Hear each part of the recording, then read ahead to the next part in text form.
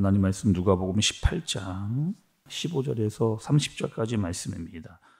사람들이 예수께서 만져주심을 바라고 자기 어린아기를 데리고 오매 제자들이 보고 꾸짖거늘 예수께서 그 어린아이들을 불러 가까이 하시고 이르시되 어린아이들이 내게 오는 것을 용납하고 금하지 말라.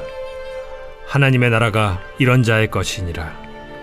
내가 진실로 너희에게 이르노니 누구든지 하나님의 나라를 어린아이와 같이 받아들이지 않는 자는 결단코 거기 들어가지 못하리라. 어떤 관리가 물어 이르되 선한 선생님이여, 내가 무엇을 하여야 영생을 얻으리이까?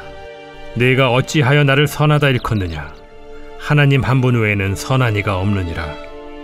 네가 계명을 안 하니 간음하지 말라, 살인하지 말라, 도둑질하지 말라, 거짓 증언하지 말라, 내 부모를 공경하라 하였느니라. 이것은 내가 어려서부터 다 지켰나이다. 예수께서 이 말을 들으시고 이르시되 내게 아직도 한 가지 부족한 것이 있으니 내게 있는 것을 다 팔아 가난한 자들에게 나눠주라. 그리하면 하늘에서 내게 보화가 있으리라.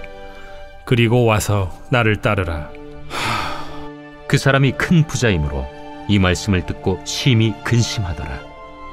예수께서 그를 보시고 이르시되 재물이 있는 자는 하나님의 나라에 들어가기가 얼마나 어려운지 낙타가 바늘기로 들어가는 것이 부자가 하나님의 나라에 들어가는 것보다 쉬우니라 하시니 듣는 자들이 이르되 그런즉 누가 구원을 얻을 수 있나이까? 무릇 사람이 할 수 없는 것을 하나님은 하실 수 있느니라. 베드로가 여짜오되 보옵소서, 우리가 우리의 것을 다 버리고 주를 따랐나이다. 내가 진실로 너희에게 이르노니 하나님의 나라를 위하여 집이나 아내나 형제나 부모나 자녀를 버린 자는 현세에 여러 배를 받고 내세에 영생을 받지 못할 자가 없느니라. 아멘.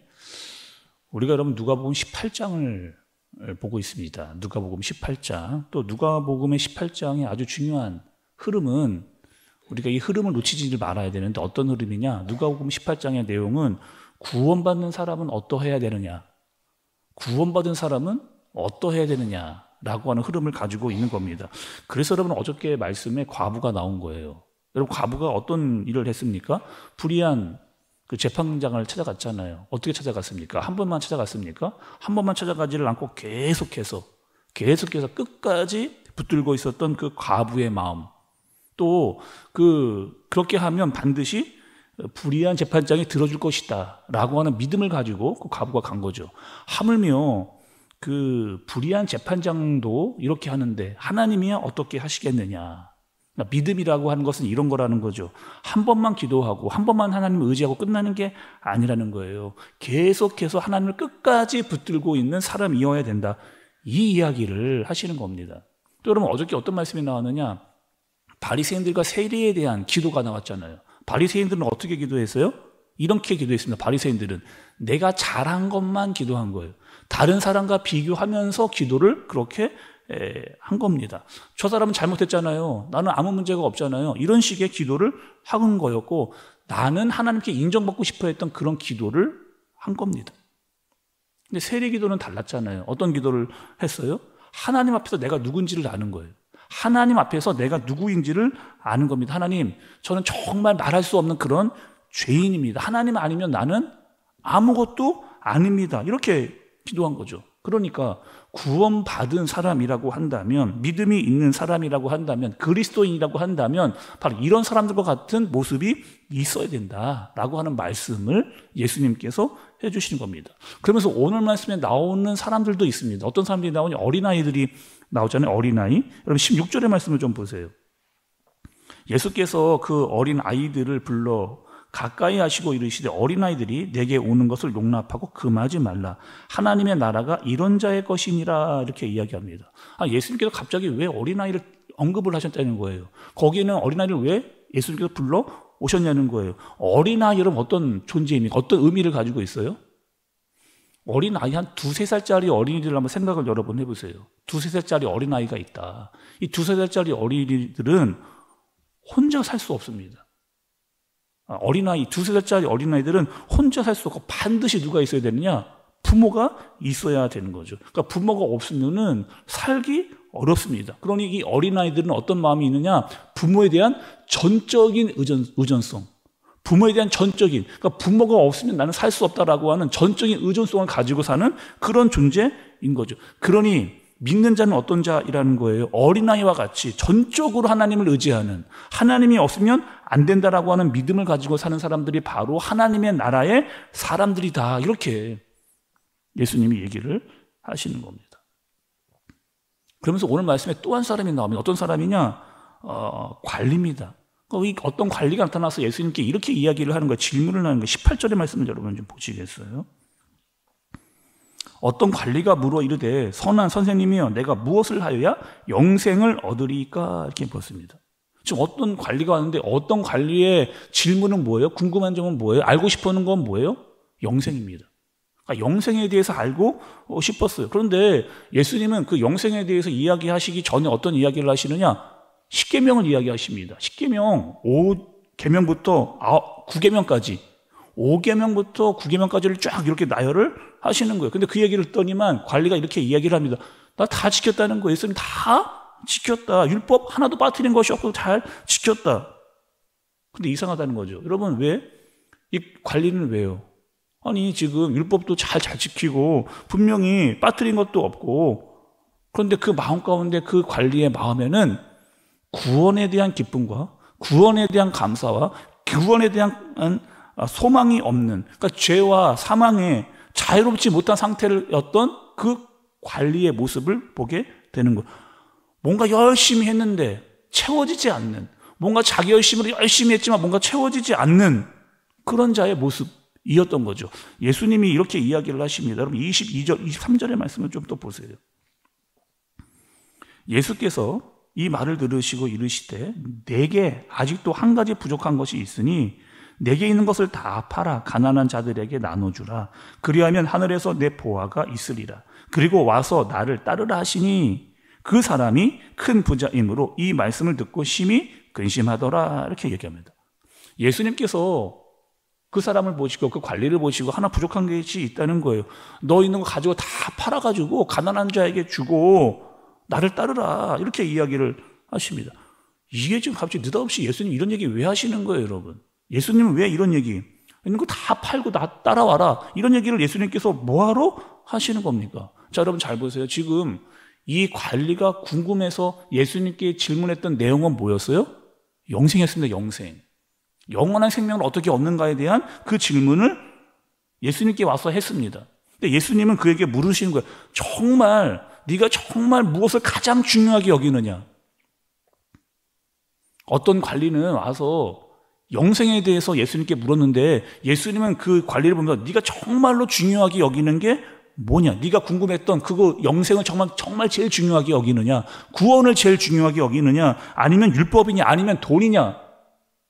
이것을 지금 예수님께서 그 관리에게 물어보시는 거예요. 그러면서 돈 나눠주라는 거예요. 가난한 사람에게 주고 너는 나를 따르라. 어떤 것이 정말 중요한지를 묻기 위해서 이것을 던졌는데, 질문을 하셨는데, 그 관리는 어떤 사람이었다고요? 돈이 많은 사람이었습니다. 그러니까 그 관리의 마음 가운데는 솔직히 어떤 마음이 있었던 거예요? 내 안에 가장 중요하게 여기는 거. 내가 율법도 열심히 지켰다고 이야기했지만 솔직히 그 관리의 마음 가운데 가장 중요하게 여겼던 것은 뭐예요? 예수님보다 더 중요하게 여겼던 것은 뭐예요? 영생보다 더 중요하게 여겼던 것은 뭐예요? 바로 돈이었다. 돈. 솔직히 그 마음 가운데 돈. 이거는 포기할 수 없다. 이거는 포기할 수 없다. 라고 생각했기 때문에 그것을 포기하지 못하고 떠나가 버리는 관리의 모습을 오늘 말씀 가운데 보여주시는 거죠. 그리고 여러분 이 말씀, 우리가 잘 아는 말씀을 보면 이제 이해가 됩니다. 24절과 25절의 말씀을 좀 보세요. 예수께서 그를 보시고 이르시되 재물이 있는 자는 하나님의 나라에 들어가기가 얼마나 어려운지, 낙타가 바늘길로 들어가는 것이 부자가 하나님의 나라에 들어가는 것보다 쉬우니라 하시니, 이렇게 이야기한 거죠. 그러니까 그 관리에 대해서, 그는 부자였는데 그 부자는 어떻게 했냐, 솔직히 돈을 가장 중요하게 여기는 마음을 가지고 있었던 거예요.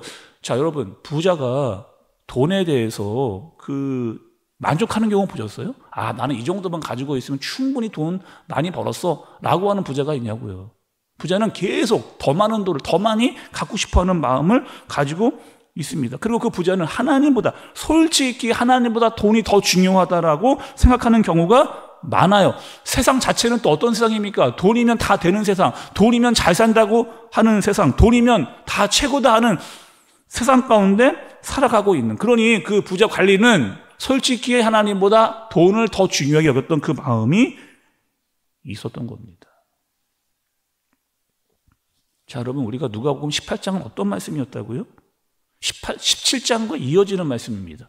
누가복음 18장은 17장과 이어지는 말씀인데 17장에서는 여러분, 또 18장에서는 누가 나왔어요?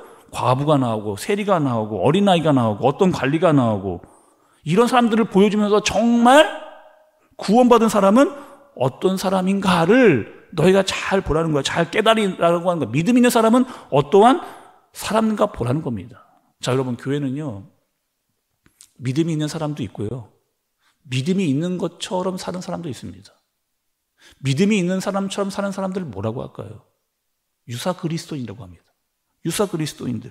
기도도 하고요, 율법도 잘 지킵니다. 돈도 있어요. 그런데 그 마음 가운데 구원의 기쁨과 감사, 감격은 없는, 진짜 중요한 것을 알지 못하는 그 사람들이 바로 유사 그리스도인이에요.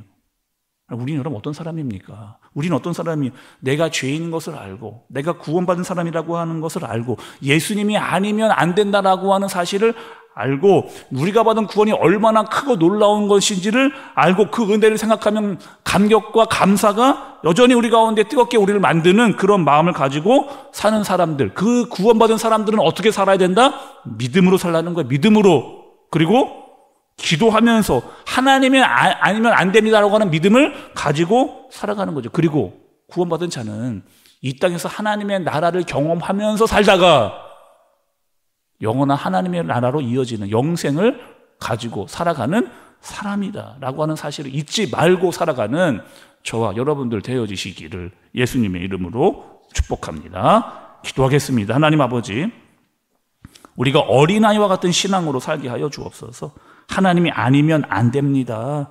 하나님을 향한 전적인 의존성을 가지고 살아가는 우리가 되게 하여 주옵소서. 세리와 같이 나 자신을 알게 해주시고 하나님을 의지하며 내 자신이 어떠한 존재인지를 알며 살아가도록, 그리고 기도하며 믿음으로 살아가는 우리가 되게 하여 주옵소서. 그런 우리를 도우시고 인도해 주시는 주님을 날마다 경험하며 살아가게 하여 주옵소서. 예수님의 이름으로 기도드리옵나이다. 아멘.